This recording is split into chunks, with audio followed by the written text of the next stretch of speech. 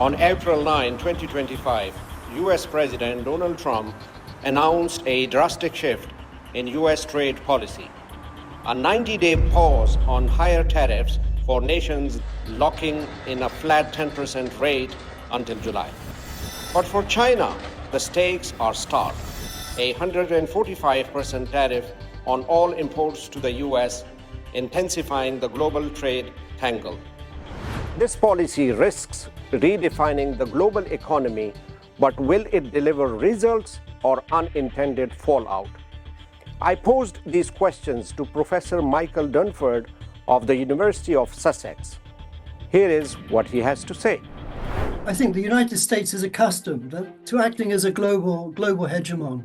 So if it considers its strategic interests are at stake, then it's prepared to act in ways that do not involve negotiation with its international partners, that can actually damage the interests of the rest of the world, and that can even damage the interests of its allies. I think in effect, the US government is dismantling the current international economic system. In doing so, he's doing something that is quite similar to what Richard Nixon did in 1971. He, in effect, he forced a revaluation of the currencies of European allies who had trade surpluses with the United States. Echoing Nixon's 1971 shock, these measures risk cascading crises across the global south. But what drives such drastic trade actions?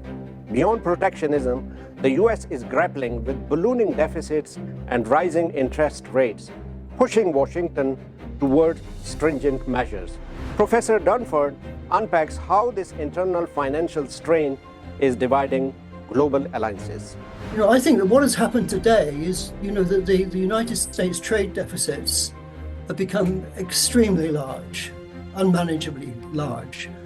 And I think that, the US government is responding to the existence of these deficits, which derive from the lack of competitiveness of the United States economy. They derive from a lack of domestic investment. They derive from the fact that it was decided to move manufacturing capacity offshore, really in order to improve the profitability of US corporations, and also to provide for American consumers a whole range of very, very important goods at very, very low prices.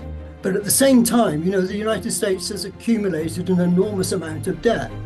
And I think, one of the aims at the moment is essentially to reduce short-term debt. At the moment, the US has about 8.66 trillion in short-term debt, with interest rates in excess of 4%.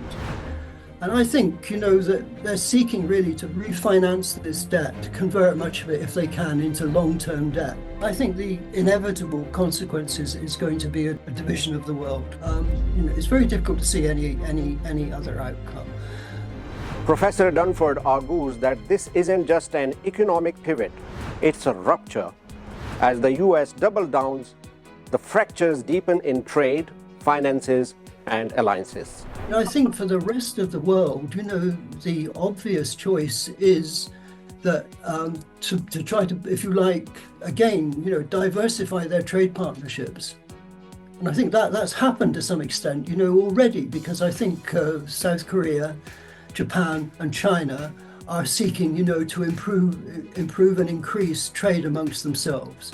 And I think the same thing can happen in relation to ASEAN, the same can happen in relation to RCEP, and the same can happen in relation, to Eurasia, to Eurasian integration.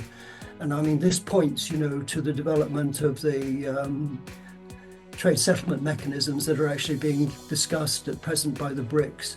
So I think, that pushes in the direction, if you like, of a divided international system. But I think if you look at the sort of vision of China, that's actually a vision which actually envisages the diffusion of development, the spread of development, the non-monopolization of intellectual property, so that technologies, ideas can spread, and that.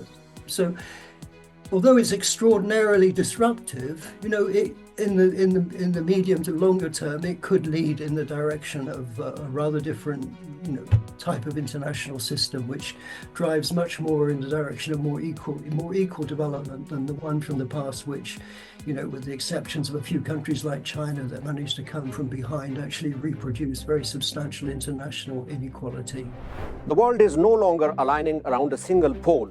While Washington wields finance and trade as tools of influence, others are exploring alternate paths with regional currencies, parallel payment systems, and emerging alliances.